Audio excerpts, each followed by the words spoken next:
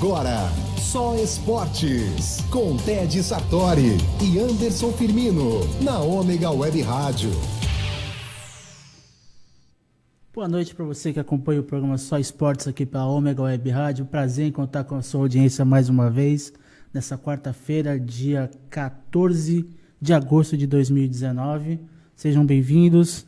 Estamos aqui, vocês podem reparar que o Ted Sartori não está aqui presencialmente, ele também trabalha no Santa Portal, então ele, uma mudança de turno dele, né, de trabalho, ele está à noite, assim, hoje, as próximas 2 semanas, ele não vai estar aqui com a gente, mas sozinho eu não estou. Sozinho eu não estarei, nem hoje e nem nos próximos 2 programas que a gente está chamando amigos jornalistas para acompanhar a gente na conversa aqui.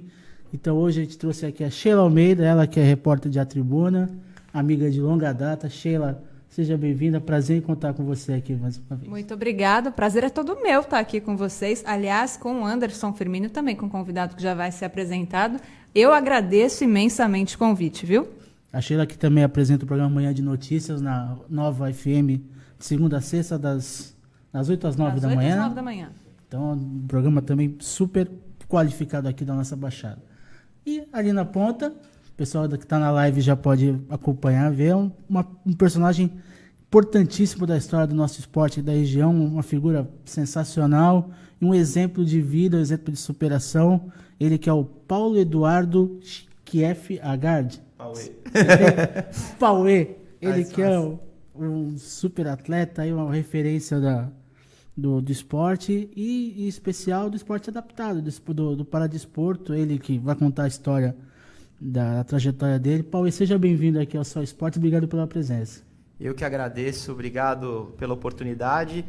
E acho que, sem dúvida, qualquer assunto, né, quem está entrando aqui na Rádio Ômega, né, a gente acha que vai passar um pouquinho por cada assunto, né? Eu vou aprender aqui um pouco com vocês vão aprender comigo. Acho que a conversa é nesse sentido, bem solta mesmo. Com certeza, eu acho que tem bastante coisa para falar, ele tem uma gama de assuntos aí para abordar com o Pauê.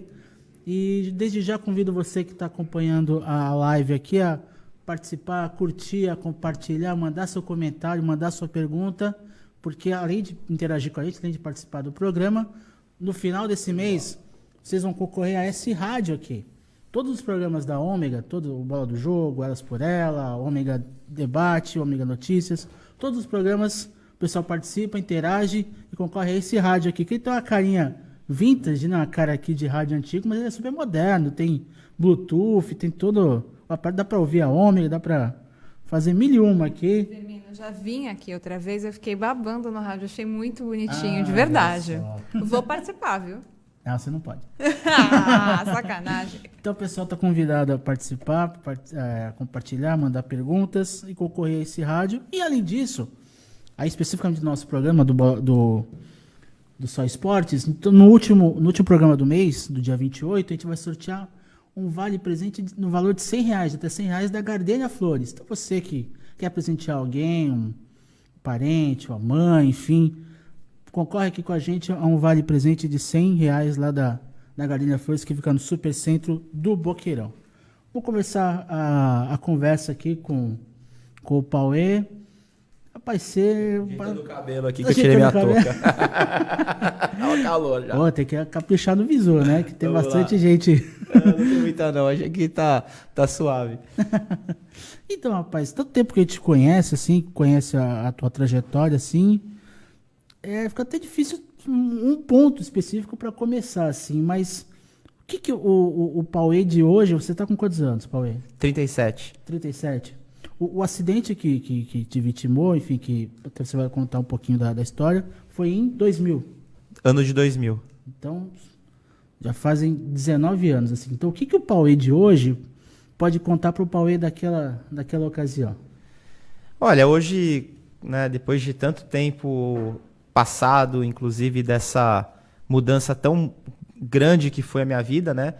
Eu posso dizer que hoje, obviamente, com maturidade, experiências vividas, eu era um menino, né? Um garoto, um jovem, querendo fazer suas extrapolias como qualquer outro. E fui vitimado ali numa ocasião de um acidente, numa linha que estava desativada.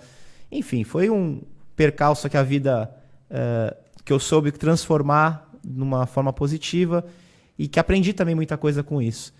Tem muita gente que às vezes começa a me questionar a respeito de, poxa, mas se você não tivesse vivido esse acontecimento, será que você teria essa cabeça que você tem hoje? Aí eu falei, claro que não. Mas também se eu tivesse vivido uma outra experiência, eu teria uma outra cabeça. Será que essa seria melhor ou pior? Não sei. Então, assim, na vida a gente nunca vai ter duas vidas, a gente vai ter uma. E a gente tem que saber se aficionar, né, por essa que a gente escolheu ou que foi uma oportunidade, né, concedida, no meu caso, eu vejo dessa forma, como a nossa única. Acho que no meio do caminho, no andar da carruagem, surgem muitas situações, escolhas, outras oportunidades, mas o mais importante, do meu ponto de vista, é estar feliz. Então, o Pauê de hoje, respondendo para o Pauê de amanhã, eu diria assim, eu encontrei esse equilíbrio de saber o que me faz bem, saber o que não me faz bem, saber o que eu quero, saber o que não tanto quero. E eu acho que naturalmente isso antes eu não tinha e hoje eu tenho bem de forma consciente. Em função do acidente de trem, você teve amputadas as duas pernas do joelho para baixo, né? Exatamente. Então... Eu sempre tive uma dúvida, uma curiosidade, Paulo. Eu acho que você hoje vai conseguir tirar essa minha dúvida. As pessoas que passam por você e não te conhecem, não conhecem a sua história ou não reconhecem ainda Pauê, porque passaram aí 20 anos, né, praticamente, quando elas olham para você e olham para suas pernas, algumas pessoas ainda emitem aquela expressão de pena ou não, isso é uma coisa do passado. É uma coisa que o comportamento humano, ele nunca vai mudar, ele vai evoluir. Mas acredito que existem os dois lados. Não só a ação causada, no caso, a interpretação da pessoa quando me vê, mas também a forma como eu lido com isso, né? Então, o posicionamento que eu direciono. E isso é uma questão que, pelo menos do meu lado, é muito trabalhado já, assim, não só no sentido de aceitação, como também de transformação. Tanto é que, assim, se hoje o que eu tenho, né, que eu conquistei, eu devo ao fato de não ter as duas pernas, entre aspas, porque foi esse efeito transformador que me trouxe toda essa luz, todas essas possibilidades. Então, assim, a maneira que eu lido é uma maneira muito clara, muito serena, muito assim, até aprendi a ser assim, orientadora. Então, não tenho mínimo problema, né, como acontece muito naturalmente. Eu moro num condomínio, num prédio onde tem muita criança. Então, vira e mexe. E eu conheço, de convívio de elevador, o perfil de cada um. Vejo aqueles que são bem assim, que o pai e mãe não contém, que aqueles que são super educados, que entram no elevador, ficam quietinhos, e aqueles que discretamente puxam a mãe e cochicha, né? E aí, vira e mexe, às vezes eu vejo alguma criança, eu deixo ela perguntar. E eu acho importante as pessoas se aproximarem dessa temática, porque quanto mais pessoas souberem lidar como algo normal, é aí que a gente constrói uma sociedade evolutiva no conceito aí de acesso, né?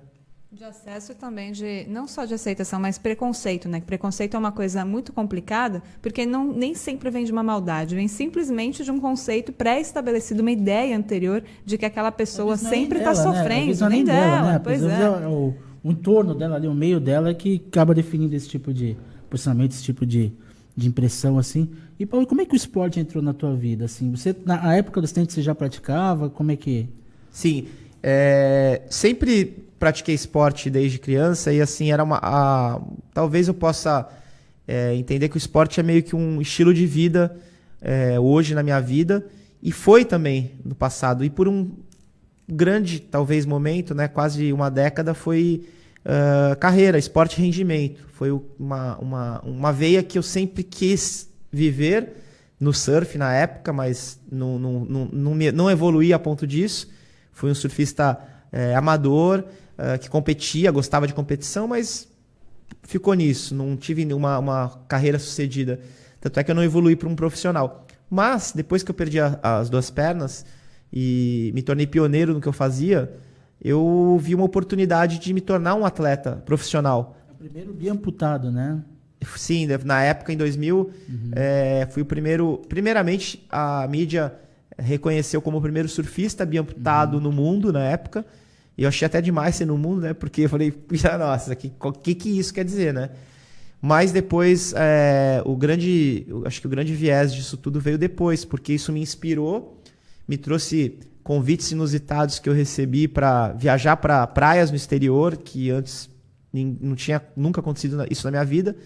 E esse fator transformador foi que me deu vontade para começar no triatlon, que foi aí a modalidade que eu fiquei durante um tempo. Fui o primeiro triatleta biamputado no Brasil, né, na época, e um incentivador da prática para pessoas com deficiência, né? Eu lembro que o Núbio mesmo, na época que eu fazia Troféu Brasil aqui em Santos, foi isso, o Núbio Almeida, da NA Esportes. Inclusive existem as etapas, né? Eu digo que eu vivi o final da melhor leva dos triatletas, né? Assim, quando ainda era uma coisa assim encantadora, tinha muito incentivo, porque o triatlon ele existe há tanto tempo, né? E é um esporte bem complexo. E eu tenho assim muita gratidão por ter vivido, né, no caso, não só o esporte na minha vida desses contextos todos, mas as amizades e reflexo disso é muito o meu estilo de vida, né? A codificação de ser uma pessoa organizada, né? Não tento ser, né? Mas assim, a organização, a disciplina, o comprometimento, né? Porque assim, o esporte te dá isso, disciplina, comprometimento. Pô, eu preciso buscar um objetivo, um foco. Eu preciso abdicar, eu tenho que escolher. Então, minha alimentação é diferente, eu não vou sair à noite, eu vou treinar dia seguinte. E aí você começa a criar, né, algo tão importante que para a vida também é. Mas isso aconteceu 20 anos atrás, né? 20 anos atrás, mais ou menos, tinha acesso ao esporte adaptado ou meio que você que conseguiu cavar isso? Aliás, como é em relação àquela época e hoje? Tem alguma semelhança? Evoluiu ou estacionou? Então, acho que o esporte adaptado já existe há bastante tempo, né? Ele vem da Europa, né? Vem lá principalmente da Inglaterra, né? Quando começou os primeiros movimentos. Mas, assim, no Brasil, ele só se tornou público, né? Foi de 2000 em diante, por conta das Paralimpíadas. Foi na mesma época que eu estava ali nascendo como paradesportista. Mas existiram muitos outros atletas que foram relevantes antes de mim, só que são pessoas de fundação, diria assim, notórios, né? Pessoas que se destacaram. No triatlon, por exemplo, a gente tinha o Rivaldo, que era um grande ícone. No surf eu tinha o Alcino Neto, que era o Pirata, né? E aí outros esportes mais olímpicos, né, que eram poucos, mas eu posso dizer que com certeza eu participo de um movimento inicial onde existiam poucas pessoas em modalidades e assim, a gente se conhecia, né? A gente estava na mídia junto, mesmo que no meu esporte não fosse olímpico, o próprio comitê sempre me conheceu, né? Então assim, uma coisa de reconhecimento de trabalho de em conjunto mesmo, as pessoas elas queriam a evolução do esporte.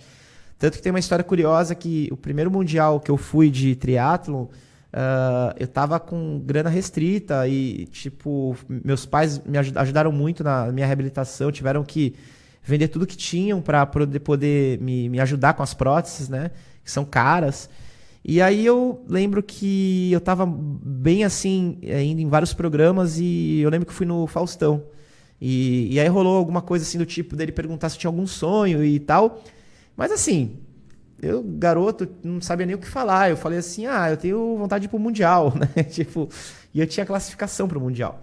E aí ele fez um convite para as pessoas, para que quem estivesse assistindo, você empresário e tal, para abraçar a ideia.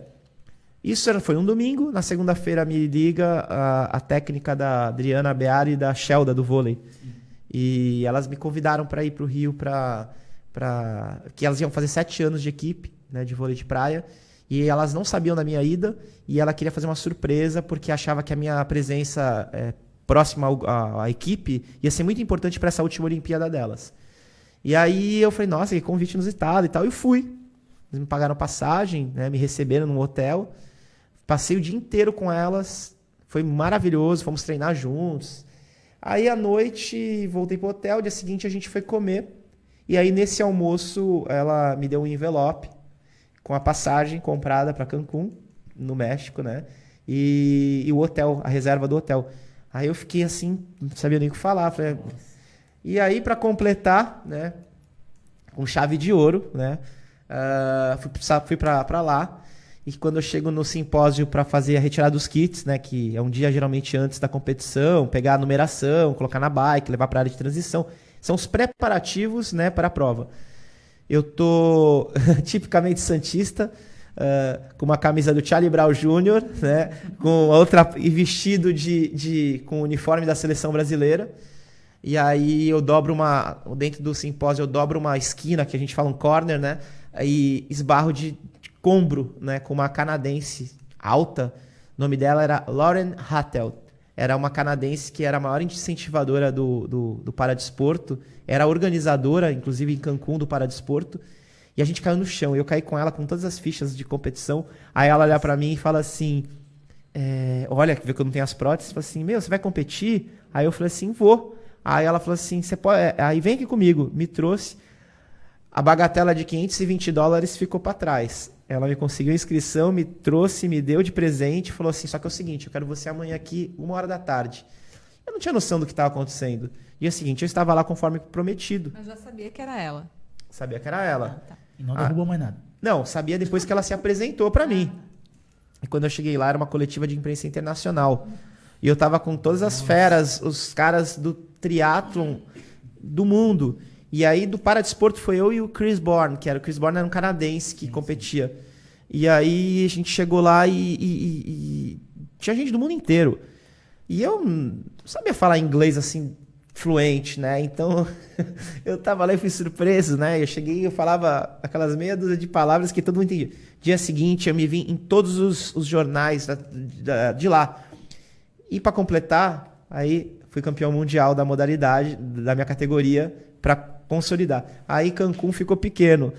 O restaurante do lado chegou assim e falou assim, você quer ficar aqui mais uns dias? É o seguinte, deixa o teu troféu aqui, você pode comer de graça aqui nos próximos 20 dias. Aí eu peguei, emendei a passagem e fiquei lá o mês inteiro. Mas são histórias que o esporte traz e quis fazer essa costura toda. São grandes surpresas, né, que a vida me trouxe. Eu acho que eu conheci o esporte de uma forma e o que me fez viver tudo isso foi identificar de uma forma mais metaquântica, assim, para quem acredita metafísica, né, que o nosso principal link com a vida é fazer o que a gente gosta. Então, quando isso acontece, as coisas são naturais e elas acontecem naturalmente. O Paulo estava falando do Faustão agora há pouco, a gente tem aqui uma espécie de arquivo confidencial, viu? Então, tem gente aí que mandou recados para você, gente que falou de você, vai fazer perguntas para você. Vou soltar os primeiros áudios aí de uma pessoa que acompanhou de perto essa tua carreira, acompanhou essa tua trajetória esportiva, conhece a tua história como poucos aí.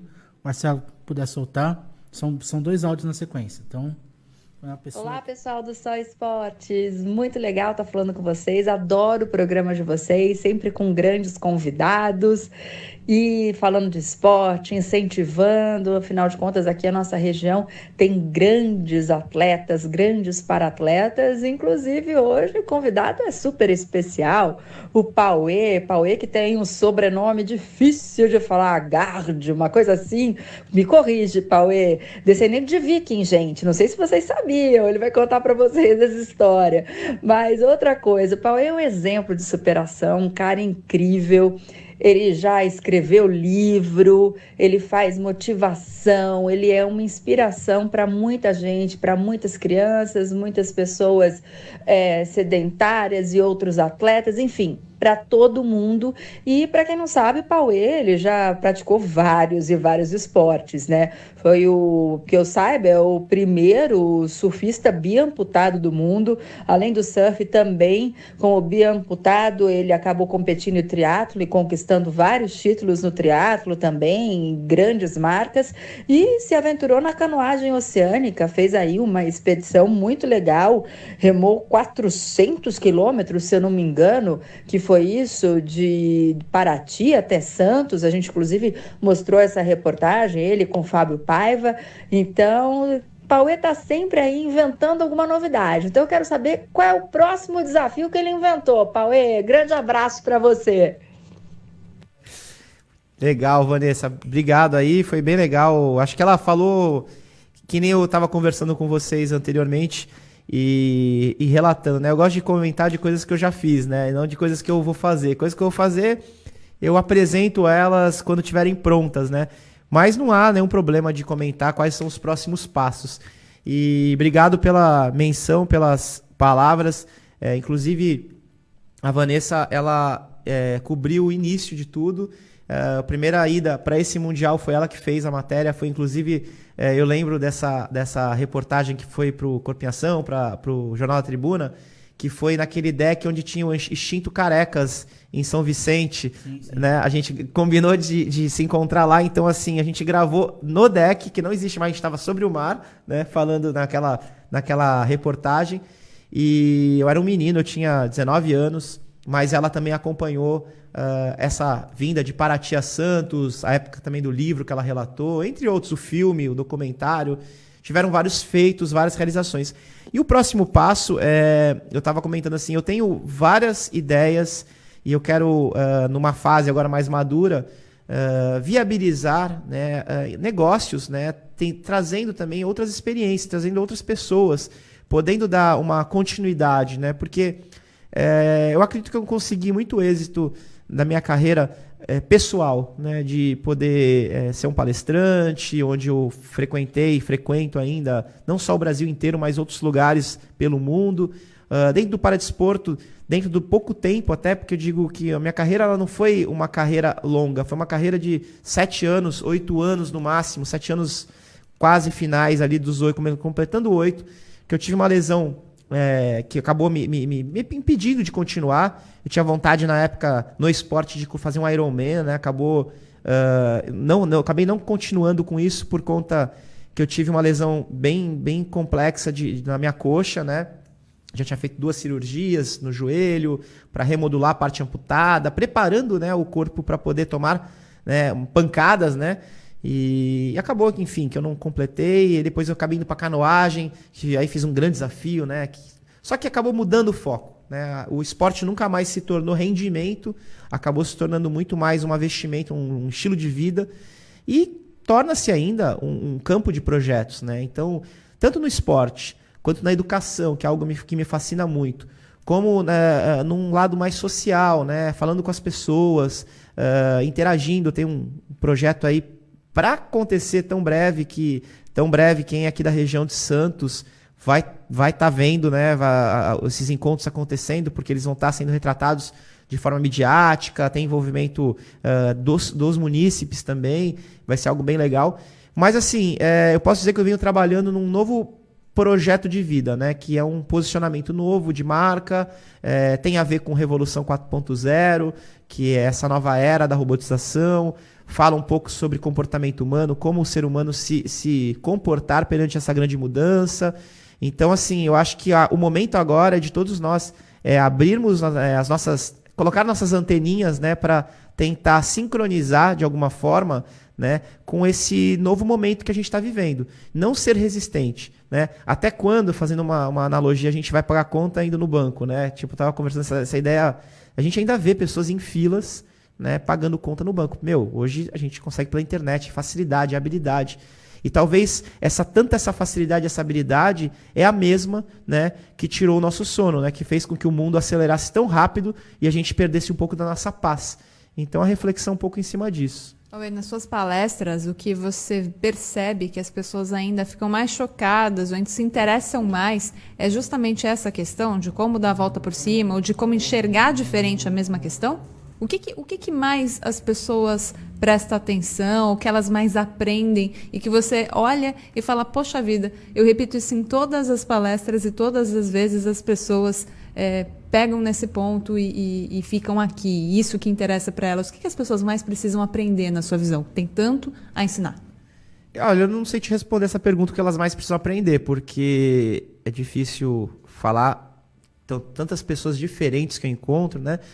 E eu nunca as conheço a ponto de poder afirmar alguma coisa. Mas uma coisa que me chama muita atenção é que as pessoas, quando elas me veem ou ficam sabendo da história, porque na própria palestra eu sempre faço questão de me apresentar. E hoje, embora eu já passei aí, sei lá, quase mais de 1 milhão de pessoas aí ao longo desses 16, 17 anos que já me assistiram em eventos diversos que eu já realizei. Eu vejo assim, o grande mote assim, que impressiona, que impacta, é que todo mundo tem aquela ideia, como que você conseguiu? Né? Como que foi? Como que você deu aquele start, apertou aquele botão e falou assim, não, agora vai. Né? E eu falo assim, não sei, mas eu posso te ajudar a tentar entender como que eu pensei, como que eu reagi. E aí eu criei uma metodologia que, meu entender, é um formato da minha mente, de como que eu processo, de como que eu entendo um problema, como que eu encaro um desafio, como que eu identifico uma oportunidade. Então, assim, eu coloquei na minha cabeça o seguinte, olha, o mundo ele é cíclico, né? A gente está sempre numa montanha-russa, cabe a nós viver com emoção ou sem emoção. A gente tem que se planejar, né? Então, se você tiver planejado, o frio na barriga vai ser mais tranquilo. Agora, se você deixar a vida tomar rédea, você vai ter fortes emoções. Então, já começa ali. Sentido de comportamento. Como que você quer estar nessa cena, né? Vida. Aí, do outro lado, você fala, poxa, eu preciso me preparar. Porque, assim, as oportunidades, elas não te esperam, né? Então, é importante que você esteja preparado no momento X, no momento da oportunidade. Então, o que você está fazendo para se preparar, né? Então, o que é se preparar? Você pode preparar em diversos aspectos, seja no seu lado intelectual, se aprimorando numa língua, num instrumento, numa habilidade, numa competência, ou até mesmo no lado espiritual, né? Fortalecendo um lado, de repente, de uma crença, de mudança de hábitos, enfim. Eu acho que existe um campo muito amplo, só que você precisa. E eu acho que o outro lado é você fazer um raciocínio rápido, né, do teu prazo de validade, né? Porque assim, quantos anos você tem? Eu tenho 37. Tá. O que eu quero nos meus próximos 10 anos, daqui nos meus 20 anos? Quanto tempo eu quero aproveitar isso ou aquilo? A gente não tem, obviamente, a organização toda. Mas quando a gente cria um norte, fica mais fácil de você ver se você está indo para o lado certo, né? Então, as palestras, eu trago muitas experiências de uma forma hoje muito mais madura, mas trazendo quadros, elucidações, historinhas como eu contei do Faustão, de uma travessia aquática, de um momento mais oportuno, mas só para vocês conseguirem entrar comigo naquela historinha e depois eu trazer esses relatos mais abrangentes, né? Trazendo um pouco de como que eu reagi, qual que foi minha mente perante aquilo. Mas respondendo a sua pergunta, Sheila, é difícil saber o que elas precisam, né? Agora, de fato, o que muito me chama a atenção é como, né? Como, eu acho que ainda como ser humano, ele sempre pensa, como que você lida com isso? Como que você reage àquilo? Eu acho que é isso também que mais importa, né? E as pessoas... Vamos lá, vai, Felipe. Não, tem participações aqui, o pessoal está participando aqui no Facebook. Pessoal, obrigado pelas perguntas, pelas considerações aqui. Vou começar aqui com a Silvia Paula. Boa noite, parabéns pela inteligência e segurança com que lida com a situação. Você é mais saudável que muita gente. Obrigado, Silvia. Poxa, na verdade, isso aqui que ela está falando é posicionamento, né? É isso que eu falo. É uma observação de tipo, eu optei em ser feliz, mesmo não tendo as pernas, não é? É um posicionamento. Pode continuar. O Fernando Pessoa mandou boa noite aqui. O Fabrício Meia de Almeida, muito linda a sua história. E o Fernando Pessoa complementa aqui. A vida é feita de escolhas e o Paulo escolheu a superação. Um grande exemplo para todos. Amém. Maravilha, hein? Eu ia falar que, assim como o Fernando Passos estava na mesma linha de raciocínio do Fernando, viu, Fernando? Um abraço para ti. Ele falou que a vida é feita de escolhas. Você nota que as pessoas, elas tendem a sempre fazer escolhas do que é mais triste ainda? Porque eu tenho notado, não sei o que você acha, Firmino, mas eu tenho a sensação de que as pessoas, muita gente gosta de se apegar àquela coisa ruim, do sofrer, do levar a sua cruz. E às vezes não é uma coisa consciente, é só mesmo uma repetição de padrões de comportamento. O tal do vitimismo, ele sempre vai existir porque talvez a psicologia explique melhor, que é o nosso sistema de defesa, né? A pessoa, é muito mais fácil ela fazer a negação, né, antes mesmo de tentar, do que ela se predispor a querer viver ali um sacrifício, né? Porque no meu entendimento, tudo que é muito impactante causa medo, causa espanto, causa ansiedade, angústia, porque você não sabe por onde começar. Então, é mais fácil você ou pedir ajuda, ou dizer, poxa, não quero viver isso. É óbvio, e isso acontece com todo mundo em âmbitos diversos, né? Aconteceu já diversas vezes também comigo em outras coisas, mas a questão da autossabotagem, né? A gente tem que ter consciência que a gente não pode se limitar a isso, a gente precisa reagir. Então, o ser humano ele é muito complexo, né? Eu vou participar agora, dia 10/9, inclusive em São Paulo, de um assunto muito interessante que diz respeito um pouco a isso. Que o Flávio Maneira é um colega, um amigo lá de São Paulo, muito entusiasta dentro dessa parte de neurociência. E ele tem um movimento chamado Brain Talks. E o Brain Talks, ele reúne, vai ser a 4ª edição, se eu não me engano, e eu vou participar nessa. Ele estava me convidando a alguns outros, não bati as datas, mas assim, essa vez a gente vai. E acontece num espaço super gostoso lá, que é em São Paulo, no Coworking, que é um espaço, assim, uma plateia enfileirada, assim, tipo, parece que está numa arquibancadinha, né? E o evento é televisionado, é tudo bacana, inscrição. E o que fala lá, né? Então, fala sobre neurociência. Então, a minha abordagem vai ser em cima de neurociência. Então, eu vou ter que trazer uma interação entre a minha história e a neurociência. O que eu vejo hoje de mais evidente nesse tipo de comportamento? Porque o vitimismo tem muito a ver com esse lado de negação, né? Pô, não consigo, não dá. Bom, pensando como base nisso, a pior derrota é você se fracassar antes de tentar. Para mim, isso é pleno, porque em vários momentos no início, né? Que eu acho que quando eu uso o início é mais fácil falar do que agora, hoje, que eu já estou mais calejado. Mas no início que eu estava ingênuo, que eu estava tava puro, né? Não tinha ainda vícios, eu estava ali aprendendo a caminhar com as próprias pernas, literalmente isso. E eu sofri muito. As pessoas não têm noção de como que foi essa reabilitação.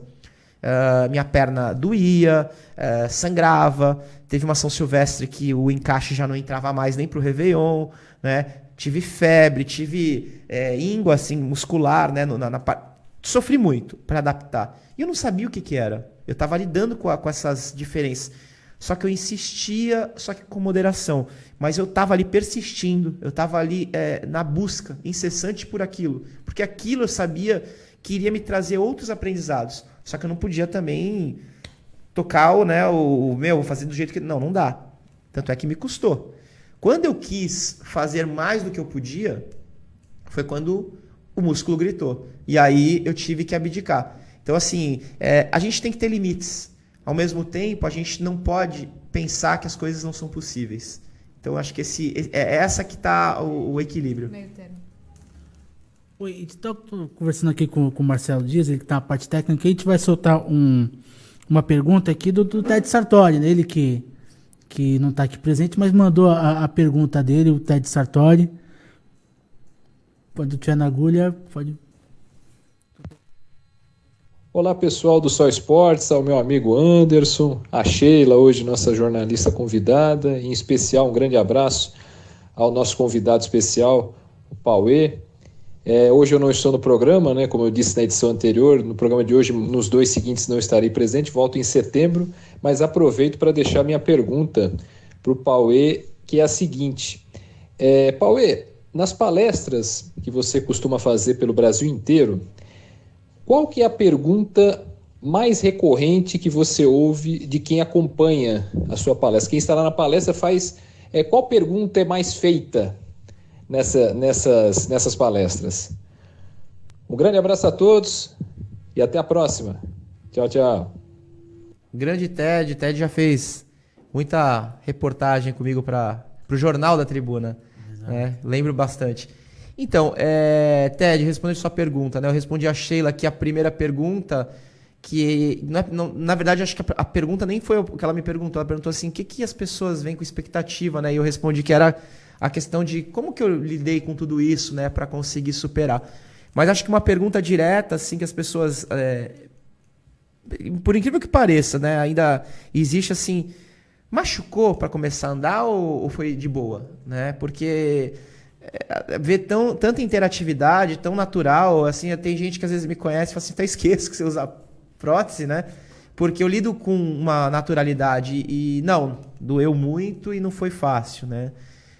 E isso que eu tento falar sempre para as pessoas que estão começando a usar prótese, que elas têm que persistir, porque é muito mais fácil, não tirando aí, né, fazendo uma comparação, porque tem gente que não tem outro caminho a não ser ficar numa cadeira de rodas porque tem uma lesão medular, alguma coisa do tipo.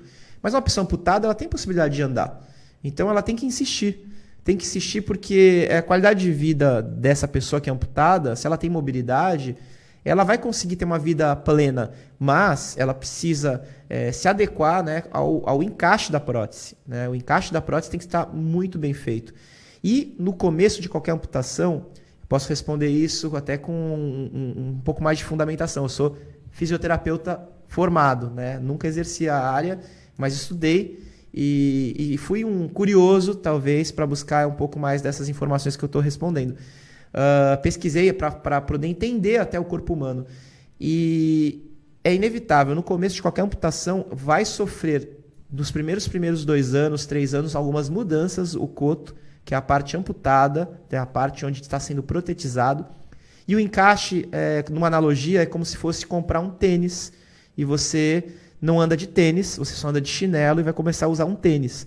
Então é notável que você vai ter que calejar algumas partes, né, arredores aí do teu pé, para que ele entenda que é diferente aquilo, mas que dá para ir.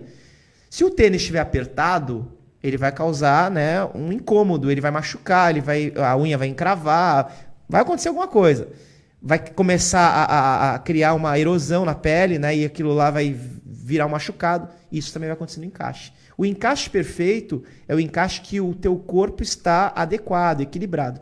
Então essa é uma pergunta que muito me faziam, né? E às vezes eu não tinha a possibilidade de responder de uma forma tão assim elaborada, mas eu penso assim. E tinham perguntas que surgiam sempre de engraçadinhos e engraçadinhas, né? Mas que era sempre colocar, né, na saia justa, né? Pergunta assim: você tem namorada, né? Tipo, pra tu deixar sem graça. E aí rolava, às vezes, tipo, nos eventos bem cheio, né?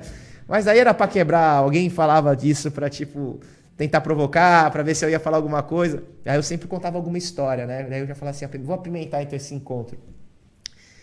Muitas vezes, quando eu tava solteiro, alguma coisa, é difícil estar solteiro, eu sempre tava namorando, mas assim, teve vezes que eu falei assim, olha, pra quem quer saber, né, eu posso dizer que eu posso regular a minha altura da maneira que eu quiser. Ainda fazer uma piada, né? Sensacional. Tá bom, mas a gente brinca com que a gente tem segurança, né? É muito bom.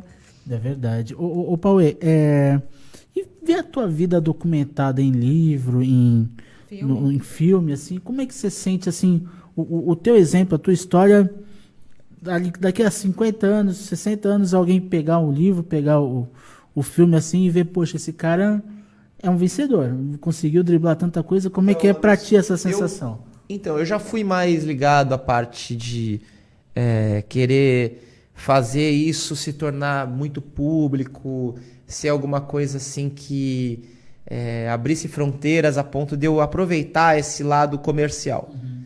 Mas eu vejo que assim, não é isso que me preenche, né? Eu acho que o que me preenche hoje é poder fazer o que eu gosto com a minha identidade, assim, sabe? Ser uma pessoa mais autêntica dentro dos meus princípios, dos meus valores.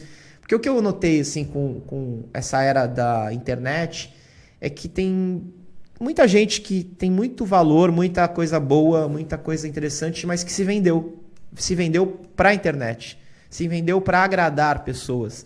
Se tornou comercial para poder ganhar dinheiro. Que eu não vejo errado. Até porque eu ganho também da minha forma, do meu jeito. Só que eu acho que a gente nunca, para todos os casos, um exercício meu que eu aprendi com isso, assim, me deu mais norte ainda para poder ordenar. Então, por exemplo, respondendo a sua pergunta, de 50 anos lá na frente, eu quero ser um cara que seja lembrado e reconhecido pelas pessoas que eu toquei, mas que de fato eu toquei. Não pelas pessoas que eu me forcei a tocar, né? Então eu acho que o mundo, ele tem tanta coisa interessante, tanta coisa bonita, e se você for você, né, aquele ditado que tem das borboletas, né, cuide do seu jardim e elas vão se aproximar, né? E a grosso modo eu penso igual, eu acho que eu não posso forçar que as borboletas se aproximem de mim se eu não tiver um bom perfume, se eu não tiver um jardim florido, se eu não tiver essência, né, no que eu faço. Porque o que é fake, né, o que não é de verdade, ele tem audiência naquele momento, mas depois ele acaba, né? E eu acho que a minha história, o que eu construí ao longo dessa etapa toda, são 2 décadas, né, que vão fazer, né? Então, assim, se perpetua até hoje. Se eu tô aqui falando de um assunto contigo de tanto tempo, né, de um acidente que trouxe um monte de coisas, é porque isso é de verdade. E que eu nunca quis, né, e sempre, né, ao longo dessa trajetória, me esbarrei em muita coisa, aprendi muita coisa, mas tiveram algumas coisas que eu aprendi. Eu falei assim, não, por esse caminho eu não vou, eu vou por esse. Então, assim, meus projetos estão na comunicação, estão no esporte. Eu penso que, assim, algo que eu tenho muita vontade de voltar a fazer é publicar livros, né? Porque antes, quando eu publiquei um livro, eu fui meio que não provocado a publicar um livro, mas as pessoas queriam um livro.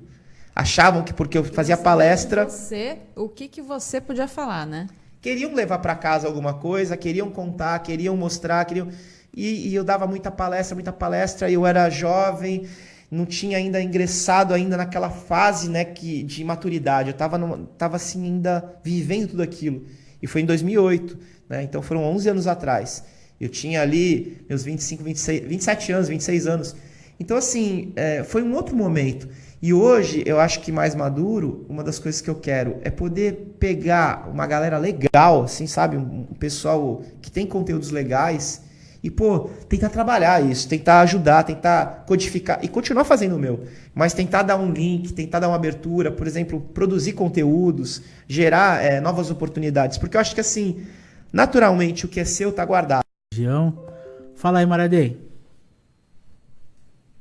Oi, Anderson, tudo bem, meus amigos? Pô, satisfação tremenda estar participando de novo do programa. Vocês são amigos de longa data, vivem o esporte, gostam do esporte, ajudam o esporte. E hoje com esse convidado mais especial aí, especial para o esporte da região, especial por tudo que ele representou no esporte paralímpico, especial para mim, na minha carreira, faz parte da minha história.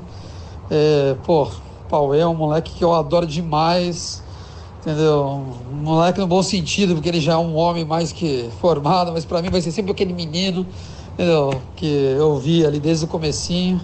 Tenho orgulho de estar no livro dele, como o primeiro release que ele teve esse carinho comigo. Tive o orgulho de participar ali do livro dele. Foi escrito por um outro grande amigo nosso, o Arnaldo Razzi. Então, vocês me pediram para contar algumas coisas dele.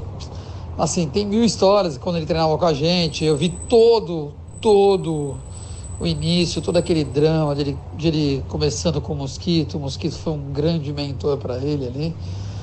Mas o que ele representou no esporte paralímpico naquela época, sabe? Ele saindo na vanguarda, indo no surf, no triatlon, batalhando, depois canoagem, sabe? Sempre com aquele espírito dele aguerrido, de saúde, de felicidade, o mais importante. Eu já falei para isso para ele algumas vezes, já falei para a mãe dele também. Deus às vezes escolhe uns instrumentos para poder fazer o bem. E esse acidente para o Pauê, que para todo mundo era uma catástrofe, pois se tornou até, digamos, uma bênção, porque esse menino pôde mostrar a todos que é possível, depois de ser atropelado por um trem, se levantar e vencer na vida. Esse menino é um vencedor, vai ser sempre um vencedor, é um exemplo, entendeu? E eu acho que ele é abençoado mesmo. O que aconteceu com ele, o que para muitos poderia ser o fim, para ele foi só o início de uma vida tão linda que ele tem aí. Valeu, Pauê, tenho muito orgulho de ser seu amigo. Caraca, arquivo confidencial mesmo. Esse aí foi o mais caliente, né? Não, eu tenho uma admiração muito grande pelo Capellini, uma gratidão também muito grande, porque, como ele mesmo colocou, foi o primeiro release, primeiro esboço meu, né, numa mídia, foi ele que caminhou. E aí, assim, todo o desdobramento, principalmente esportivo, porque o Maradei sempre foi um cara muito ligado à seção de esportes, né? E eu lembro, na época, que tinha um prêmio da Globo, né, que eu ia concorrer, e o Maradei, ele me ligou dizendo que eu tinha sido selecionado. E esse prêmio foi um prêmio que aconteceu no Copacabana Palace no ano de 2006, referente a 2005, um prêmio na categoria Educação. E quem me acompanhou nesse prêmio, inclusive, foi o Mosquito, né? O Valdir Lanza, que era da universidade, uma antiga namorada minha também, na época. E a gente lá, eu vivi uma espécie de sonho com realidade, porque eu estava no meio de Drauzio Varela, eu estava no meio ali da Mareta Severo, Andréa Beltrão, do Rapa, do Afro Reggae, de diversas personalidades. Na época estava em alta o filme do Zezé de Camargo e Luciano, então o Breno Silveira também era um dos premiados. Eu estava com assim, grandes nomes ilustres, Gerdau na área empresarial, e eu me vi no palco assim, e eu conquistava um prêmio na categoria Educação. E eu falei pra ele, falei assim, Maradei, o que eu falo lá, né? Tipo, ele falou assim, cara, eu nem sei do que é o prêmio, né? Tipo, sabe? E eu, tipo, fiquei numa saia justa, porque quando eu cheguei lá nesse dia, eu lembro que eu fiquei super inseguro, né? Porque era uma coisa assim, fora do normal. E aí subi naquele tapete vermelho, quando fui chamado, e falei lá no palco.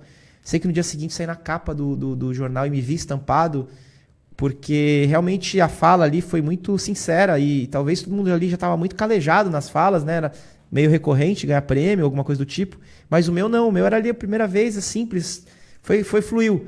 E aquilo emocionou todo mundo. E aí aquilo depois, quando eu voltei, eu lembro que rolaram aí, depois rolou o livro, que ele comentou, que ele participa, o filme mesmo, que ele até tem um depoimento muito bacana. Ele até me falou até uma vez pra mim, falou assim, pô, Pauê, única coisa que, um sonho meu que você não realizou, que eu queria que fosse, é que você tivesse ido para eu escrever uma Paralimpíada sua. Porque eu realizei o teu primeiro Mundial, o teu livro e o teu filme, né? E eu participo deles.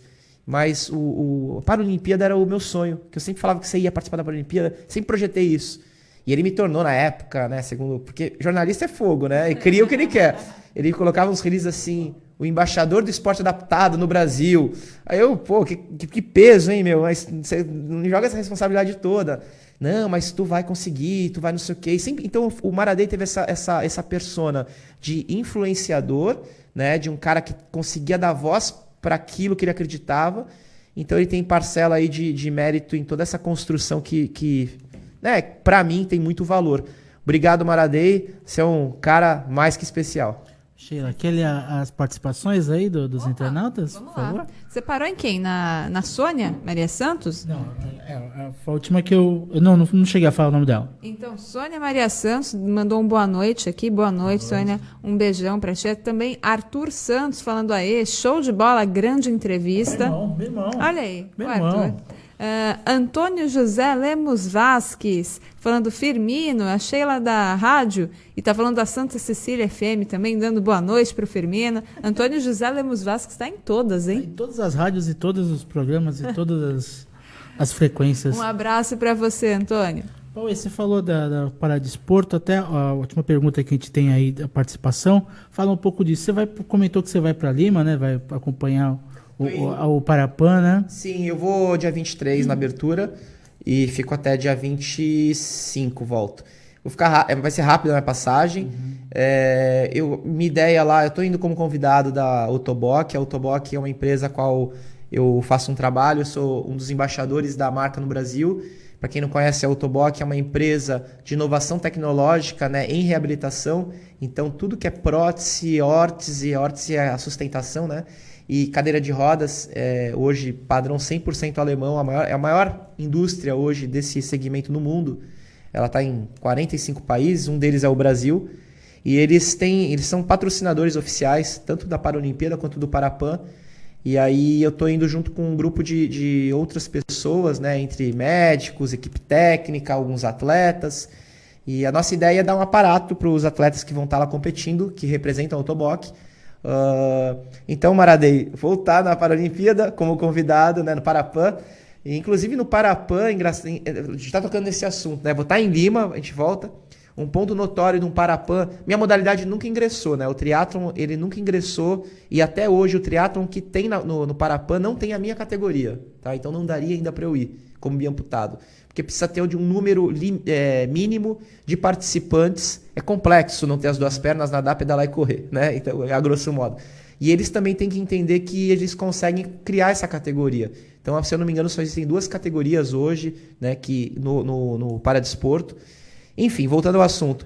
Em 2007, no Parapan do Brasil, eu tive a grande honra de ser convidado pelo nada mais, nada menos Marcos Frota, o ator, né, do circo, da Unicirco, que inclusive está direto aqui em Santos. Sim, né? Sim. O Marcos Frota é um grande amigo, a gente fala bastante só o WhatsApp, mas ele é um cara que na época me convidou porque eu tinha feito um trabalho com ele no circo, tentando trazer uma analogia dos adaptados, né, para o contexto do circo. E lá, quando teve o Parapan, ele foi o cara que fez a entrada, né, da delegação no Maracanãzinho para 14 mil pessoas com um espetáculo. Esse espetáculo tá na internet, chama-se Somos Todos Brasileiros.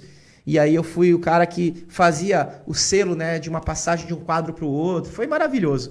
Então, assim, poder participar, mesmo que dessa forma, nesse evento que foi no Brasil, como agora visitando e podendo, de alguma forma, colaborar, já é um pouquinho de participação. Soltar a pergunta do Regis Quirino, ele que é repórter lá de A Tribuna e quer saber uma opinião de você sobre o Parapan. Fala aí, Regis. Boa noite aos amigos e ouvintes do Só Esportes. Boa noite, Pauê. Pauê, eu queria que você fizesse uma avaliação aí de como é que você vê os preparativos do Brasil para as Paralimpíadas do Japão aí. Porque muito se fala, né, na proximidade dos Jogos aí ano que vem, muito se fala do esporte olímpico, né, mas pouco se fala sobre o esporte paralímpico do Brasil, da preparação da delegação brasileira para os Jogos Paralímpicos do Japão. Como é que você está vendo o investimento do comitê para esses Jogos de Tóquio, né, e as perspectivas aí para a participação do Brasil no Japão? Um abraço. Bom, é curioso, né, esse tipo de pergunta, inclusive até aqui abri aqui, porque eu já tinha até lido algumas coisas onde o Brasil, depois que abriram aqui, né, esse centro de treinamento, não sei se vocês tiveram oportunidade já de visitar, na entrada aqui da cidade, né, de São Paulo, na entrada de São Paulo, na Imigrantes mesmo, eu acho que o cenário mudou muito e vem mudando desde as Paralimpíadas de 2004, né? E cada ano mais o Brasil vem se superando, vem se destacando, tanto em modalidades quanto em número de medalhas, em colocação no quadro. E um reflexo disso a gente vai ver agora no Parapan, tá? O cenário é muito otimista, pelo que eu converso assim, com alguns técnicos, algumas pessoas que estão mais ligadas. E eu acredito que assim, vem muita gente boa. Por quê? Porque o Brasil, junto com outros países também, países de primeiro mundo, mas eles têm esse olhar, eles estão trabalhando desde a escola. Tá? Então existem hoje projetos, né, a competição entre escolas, tá, já do Paralímpico. Então existem hoje muitos incentivos acontecendo já desde da formação. E o para-atleta, né, ele se vê numa chance com oportunidade, porque você imagina o seguinte: no passado, as pessoas, quando tinham um acometimento ou nasciam com uma deficiência, elas tinham muita dificuldade de se inserir, né, na sociedade. Tanto é que vem aí a lei de cotas, né, para empregabilidade e tudo mais. Mas o esporte se tornou uma carreira, um caminho. A gente viu nas últimas Paralimpíadas o Brasil se superou.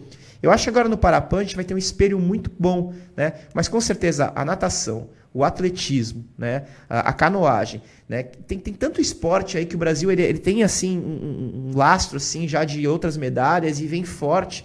A gente agora está com um menino que é recordista dos 100 metros, né, que é o Vinícius, que é da Autoboc também, que tem a marca do recorde mundial.